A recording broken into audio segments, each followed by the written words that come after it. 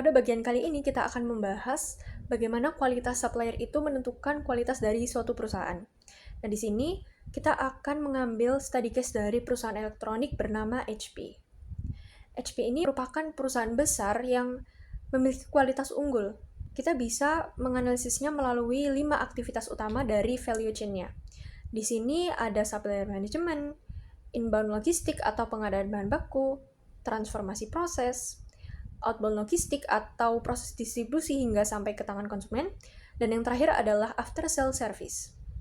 Dari konsep value chain tersebut, muncullah istilah chain of customers, yaitu ketika karyawan menganggap bahwa produk yang mereka produksi itu akan mereka pakai nantinya, sehingga kualitas itu akan terjaga sepanjang value chain-nya. Nah, di sini kita akan memahami bagaimana cara memanage supply chain itu sendiri yang terdiri dari beberapa supplier, pabrik, pusat distribusi, hingga kelompok pelanggan. Yang mana mencerminkan kompleksitas hubungan sehingga muncul tantangan mengenai bagaimana cara mengelola hubungan dengan supplier agar kualitasnya itu tetap terjaga. Nah, untuk itu diperlukan pendekatan khusus untuk membina hubungan yang saling menguntungkan yang disebut dengan supplier alliances yang akan kita bahas pada bagian berikutnya. Baik, saya akan menjelaskan mengenai supplier alliance. Jadi, penting untuk kita memahami jika dalam satu dekade terakhir, hubungan antara perusahaan dan pemasok itu telah mengalami transformasi yang secara total. Jadi kita tidak hanya melihat pemasok itu hanya sebagai pihak luar yang menyediakan barang lewat transaksi jual beli biasa, tapi sebaliknya, aliansi ini didasarkan pada prinsip bahwa kepuasan pelanggan akhir adalah hasil dari sebuah rantai nilai yang tidak terputus. Jadi, jika setiap stasiun kerja dalam organisasi hingga ke pemasok paling awal itu mampu memuaskan pelanggan internal, maka kualitas sampai ke tangan konsumen akan menjadi lebih maksimal. Kurang lebih seperti itu. Selanjutnya untuk strategi single sourcing dan manajemen risiko. Jadi salah satu bentuk nyatanya dari aliansi itu merupakan penerapan strategi single sourcing, di mana perusahaan itu memilih bekerja sama dengan mendalam pada satu pemasok saja untuk komponen tertentu. Sekalipun strategi ini itu terlihat beresiko, tetapi perusahaan seperti Xerox itu membuktikan bahwa dengan memperkecil jumlah pemasok, mereka itu bisa melakukan kontrol kualitas yang lebih ketat dan membangun kepercayaan yang lebih mendalam. Akan tetapi, kita juga harus waspada bahwa pasti ada resiko yang muncul dalam sistem yang efisien atau lean ini. Jadi gangguan seperti bencana alam atau mungkin masalah pengiriman internasional hingga serangan cyber itu bisa menghentikan produksi jika kita tidak mengkomunikasikan yang terintegrasi dengan baik ke mitra kita. Selanjutnya untuk teknis integrasi teknologi dan komunikasi real time. Jadi kunci utama agar aliansi ini berjalan efektif itu terletak pada transparansi informasi. Di era digital saat ini, penggunaan sistem electrical data interchange atau EDI itu memungkinkan kita dan pemasok untuk berbagi data produksi secara real time. Jadi contohnya itu kalau ada perusahaan otomotif seperti Chrysler itu menuntut pemasoknya untuk mampu menyesuaikan jadwal produksi dalam hitungan jam. Nah, hal ini tuh cuma bisa dicapai jika kita menugaskan personel khusus atau tim lintas fungsi yang bekerja secara kolaboratif untuk mengidentifikasi hambatan di lapangan, mengurangi waktu pengaturan atau setup time, dan juga memperpendek waktu tunggu atau lead time secara bersama-sama. Dan yang terakhir untuk pengembangan pemasok sebagai investasi jangka panjang, jadi aliansi yang sejati itu akan melangkah lebih jauh untuk menuju apa yang kita sebut sebagai pengembangan pemasok atau supplier development. Nah, kalau di sini sendiri itu perusahaan itu nggak hanya menuntut kualitas, tetapi juga aktif berinvestasi baik waktu, uang maupun tenaga ahli untuk membantu pemasok meningkatkan kinerjanya. Dengan membantu pemasok berkembang, kita juga sebenarnya sedang memperkuat fondasi bisnis kita sendiri. Jadi aliansi pemasok itu bukan sekedar tentang membeli barang dengan harga murah, tetapi juga membangun kemitraan strategis yang saling menguntungkan untuk menjaga keberlangsungan kualitas dalam jangka panjang. Kinerja pemasok itu sangat menentukan keberhasilan dari suatu perusahaan. Namun, tidak semua pemasok ini memiliki kemampuan dan kapabilitas yang memadai. Oleh karena itu, supplier development ini hadir sebagai pendekatan strategis. Ini berarti serangkaian aktivitas yang dilakukan pembeli untuk meningkatkan kinerja pemasoknya. Aktivitas ini mencakup evaluasi, pelatihan, konsultasi, kemudian juga berbagi data dan proses.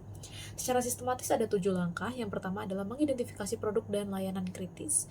Produk yang sulit diperoleh, biayanya tinggi, atau volumenya besar. Kedua, identifikasi pemasok kritis. Mereka yang menyediakan komponen strategis tetapi belum memenuhi target kualitas atau jadwalnya. Kemudian yang ketiga adalah membentuk tim lintas fungsi atau cross-functional team yang akan bekerja sama dengan pemasok. Keempat adalah mengadakan pertemuan dengan manajemen puncak pemasok untuk membahas keselarasan strategis dan juga proses perbaikan.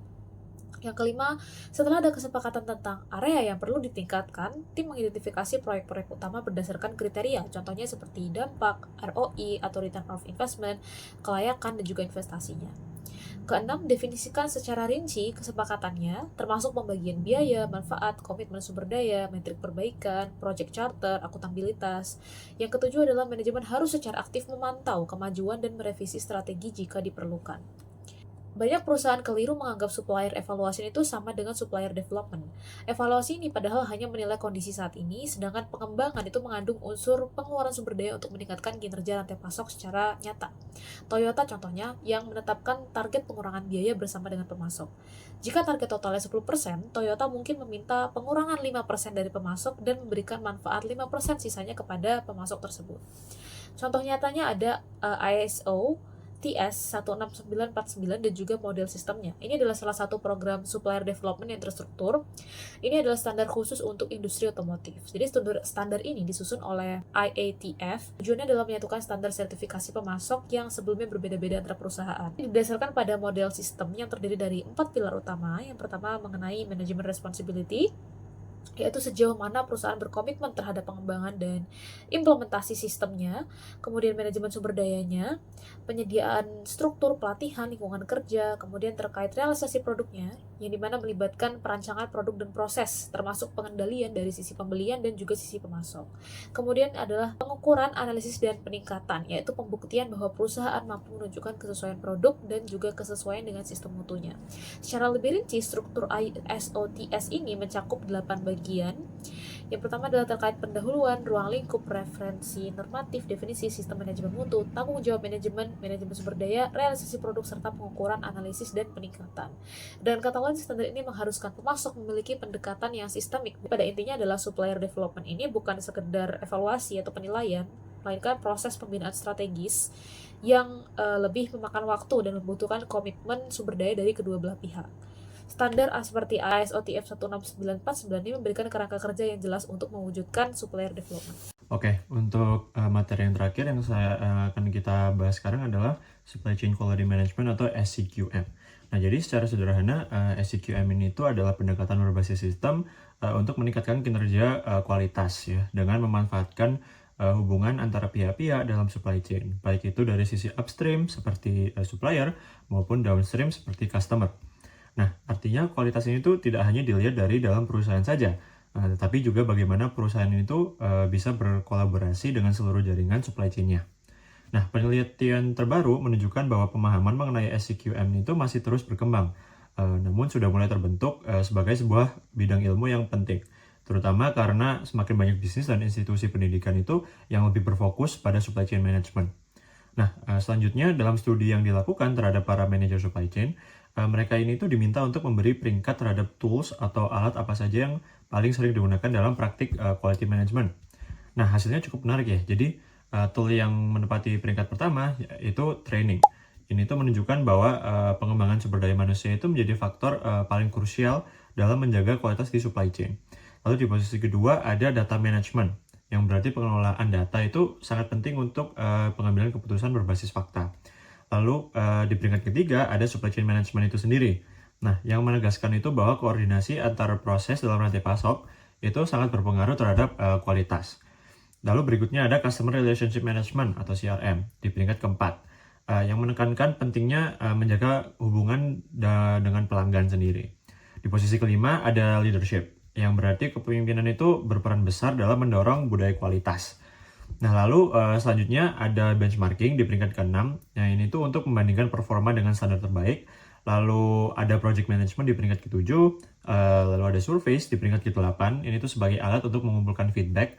Lalu ada complaint resolution di peringkat ke-9 yang lebih berfokus pada penanganan keluhan. Dan yang terakhir ada supplier development di peringkat ke-10. Nah, jadi dari hasil ini semua, kita itu bisa melihat bahwa faktor manusia, data, dan juga koordinasi sistem itu menjadi elemen utama dalam keberhasilan quality management di supply chain.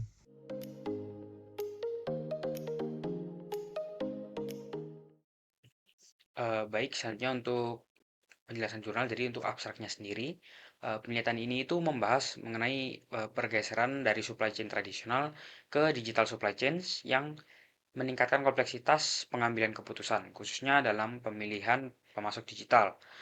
Untuk meningkatkan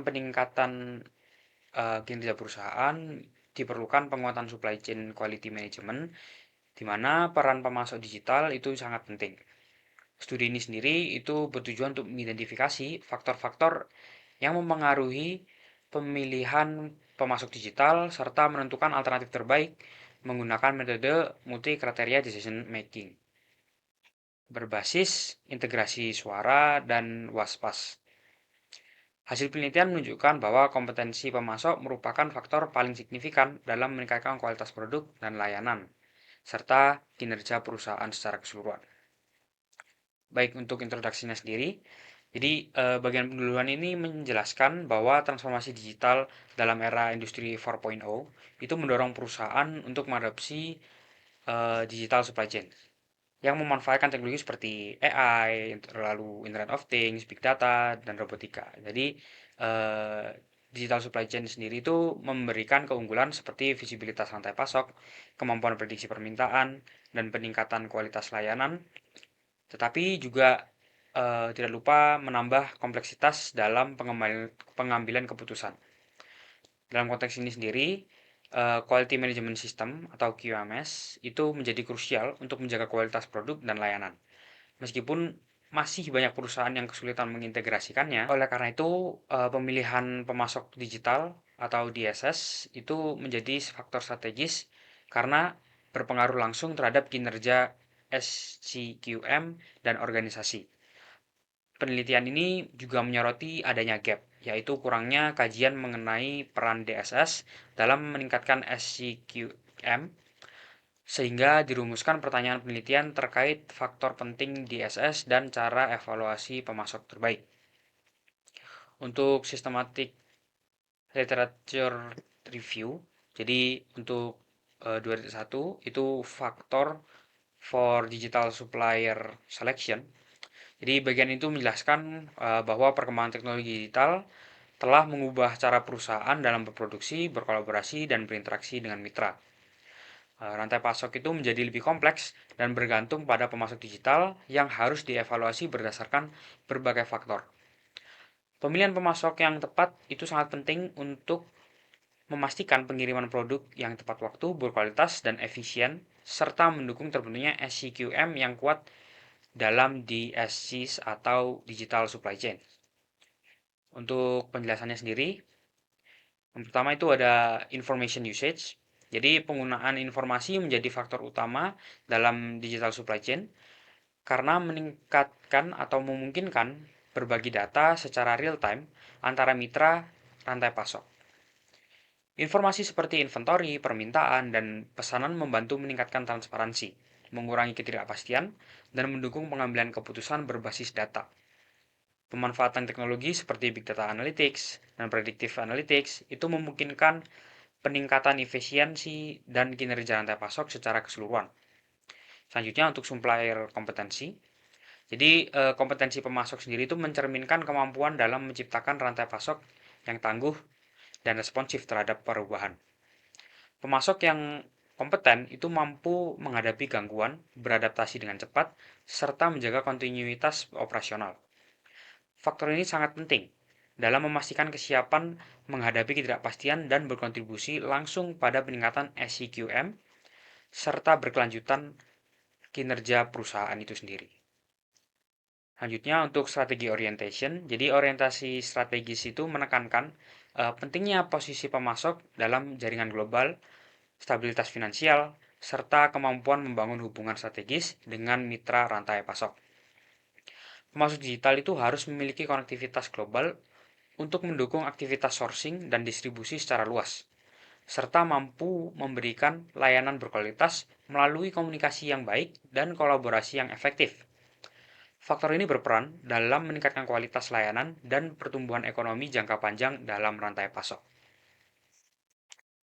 Selanjutnya kita masuk ke bagian 2.1.4 atau C4, yaitu mengenai digital value chain, seperti teknologi industri 4.0. Pada contohnya analitik big data, kemudian ada manufaktur aditif, IoT, kecerdasan buatan, pemantauan data yang real time. Ini yang menantang organisasi tradisional untuk mengadopsi teknologi-teknologi ini dalam proses rantai guna mengembangkan keunggulan biaya dan juga inovasi produk maupun prosesnya.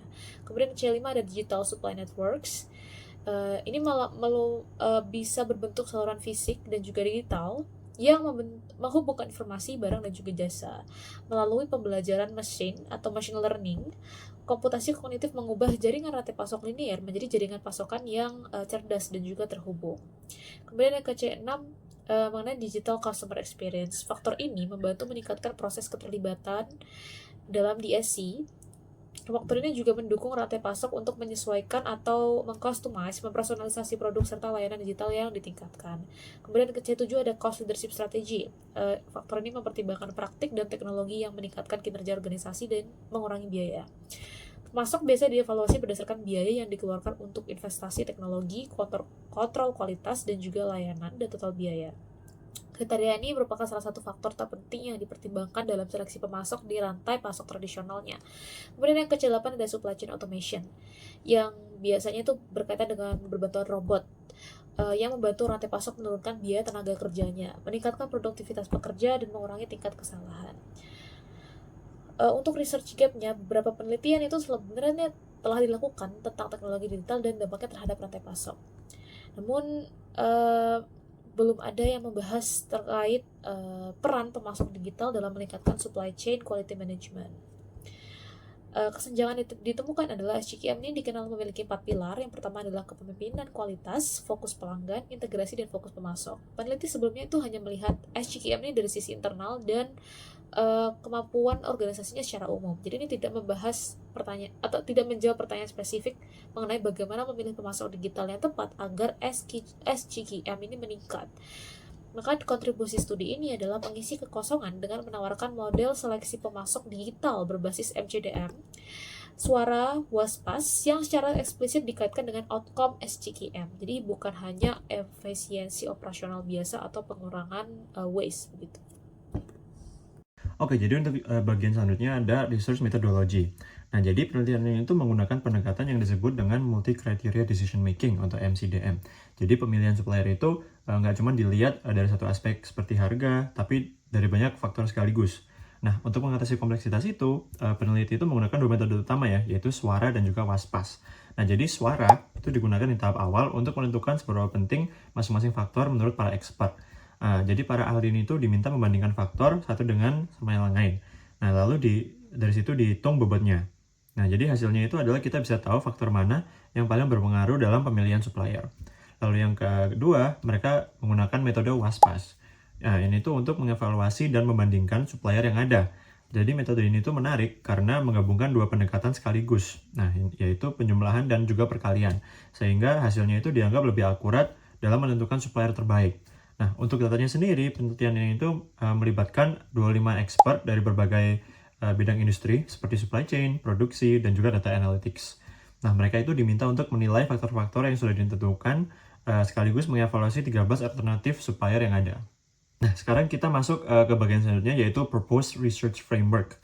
Nah, jadi kalau kita lihat gambar framework di jurnal ini sebenarnya udah lumayan jelas ya, karena dibagi menjadi dua tahap besar. Jadi di tahap pertama, peneliti ini tuh fokus untuk mengidentifikasi faktor-faktor penting seperti literatur, kemudian faktor tersebut itu divalidasi oleh expert, dan akhirnya dihitung bobotnya menggunakan metode suara tadi. Nah, jadi di sini tuh outputnya adalah daftar faktor yang sudah diurutkan berdasarkan tingkat kepentingannya. Lalu yang tahap kedua, faktor-faktor ini tuh tadi digunakan untuk mengevaluasi supplier dengan metode waspas. Nah, dari proses ini akan dihasilkan ranking supplier terbaik. Nah, jadi kalau dijelaskan secara sederhana, tahap pertama itu menjawab apa sih yang penting, dan tahap kedua itu menjawab siapa sih yang terbaik. Nah, jadi kemudian kalau kita lihat gambar conceptual framework di halaman berikutnya ini, di situ itu dijelaskan hubungan yang lebih luas ya. Jadi di tengah itu ada digital supply chain yang menghubungkan supplier, proses produksi dan juga distribusi. Lalu di dalamnya itu juga terdapat berbagai teknologi seperti big data, IoT dan juga AI yang mendukung proses tersebut. Nah, jadi di bagian bawah gambar ini terdapat berbagai faktor seperti supplier kompetensi, information sharing, dan juga digital value chain. Jadi faktor-faktor semua ini itu mempengaruhi bagaimana supply chain itu bisa berjalan. Nah, jadi hasil akhirnya itu ada di bagian atas, yaitu quality management, yang artinya itu semakin baik supplier yang dipilih dan semakin optimal penggunaan teknologi, maka kualitas manajemen dan performa perusahaan juga akan meningkat. Nah, jadi lanjut ke bagian selanjutnya lagi, yaitu findings atau penemuan. Jadi dari hasil perhitungan ditemukan bahwa supplier kompetensi itu menjadi faktor paling penting. Nah, jadi perusahaan itu lebih mementingkan kemampuan supplier dalam hal responsiveness, resilience, dan juga kemampuan untuk beradaptasi dibandingkan faktor-faktor lain seperti biaya. Lalu kalau dilihat lebih detail lagi, subfaktor yang paling dominan adalah kemampuan supplier untuk merespon perubahan dengan cepat dan bertahan dalam kondisi yang tidak pasti. Nah, ini itu menunjukkan bahwa di era digital, fleksibilitas dan ketahanan itu menjadi hal yang sangat krusial. Nah, kemudian ketika semua faktor ini digunakan untuk mengevaluasi supplier, hasilnya itu menunjukkan bahwa supplier S8 itu menjadi yang terbaik di antara 13 alternatif yang ada. Jadi supplier ini tuh unggul karena memiliki kombinasi kemampuan yang kuat seperti inovasi, digital, kemampuan beradaptasi, dan juga praktik yang berkelanjutan. Jadi meskipun biaya yang dimiliki itu masih lebih tinggi ya dibandingkan dengan supplier lain, nah secara keseluruhan performanya itu tetap paling baik. Nah, di sini bisa kita lihat juga bahwa dalam konteks digital supply chain, perusahaan itu tidak lagi hanya fokus pada cost atau harga, tetapi lebih pada value dan juga capability yang dimiliki oleh suppliernya. Pada bagian diskusi kali ini, kita akan menjelaskan mengenai kerangka supply chain quality management dan tantangan supply chain digital yang meliputi beberapa poin. Yang pertama adalah supplier kompetensi sebagai faktor yang paling dominan. Terdapat subkriteria yang meliputi resilience dan responsiveness. Dan yang kedua adalah digital value chain sebagai faktor kedua yang terpenting berdasarkan pada 3 hal, yaitu open accessibility, resource governance, dan connectivity. Yang ketiga adalah information sharing sebagai faktor krusial ketiga. Nah, di sini bahwa teknologi digital itu seperti cloud computing, RFID, IoT, dan sistem manajemen database yang memungkinkan berbagai informasi inventory, pesanan, dan permintaan secara real-time, pengurangan biaya inventory, optimalisasi penggunaan sumber daya, dan transparansi. Poin 4 adalah hasil ranking supplier, dan mengapa S8 atau indikator S8 itu menjadi yang terbaik. Jadi berdasarkan metode WAS-PAS, pemasok S8 itu memiliki keunggulan, diantaranya responsivitas, ketahanan, sustainable practice, inovasi digital, kolaborasi, dan kemampuan berbagi informasi. Kelima adalah implikasi manajerial. Jadi ada beberapa, yang utamanya adalah resilience, digital engagement, digitalisasi di setiap fungsi, kesiapan perusahaan dalam menghadapi situasi disruptif, dengan meningkatkan transparansi dan pemantauan secara real-time. Dan yang terakhir adalah pemasok siap menghadapi ketidakpastian dan dapat menyesuaikan layanan dengan kondisi sosial ekonomi. Poin 6 adalah kontribusi unik penelitian. Yang pertama, penelitian ini masih membahas topik yang sebelumnya jarang disentuh. Yang kedua adalah menggunakan metode lanjutan yaitu suara dan waspas. Yang ketiga adalah menyusun model konseptual faktor-faktor kritis dalam seleksi supplier digital. Yang terakhir, implikasi sosial, itu meliputi produk berkualitas, berkelanjutan, dan memberi manfaat sosial ekonomi. Selanjutnya adalah proses yang mendukung transparansi, viability, dan sustainability. Sehingga mitra dari supply chain digital ini menjadi lebih transparan, viable, dan resilience. Sebagai kesimpulan, berikut adalah poin-poin utama yang dibahas pada jurnal. Yang pertama adalah seleksi supplier digital merupakan keputusan yang strategis. Kedua, supplier kompetensi menjadi faktor yang paling dominan. 3. Digital value chain dan information sharing itu menjadi tidak kalah penting.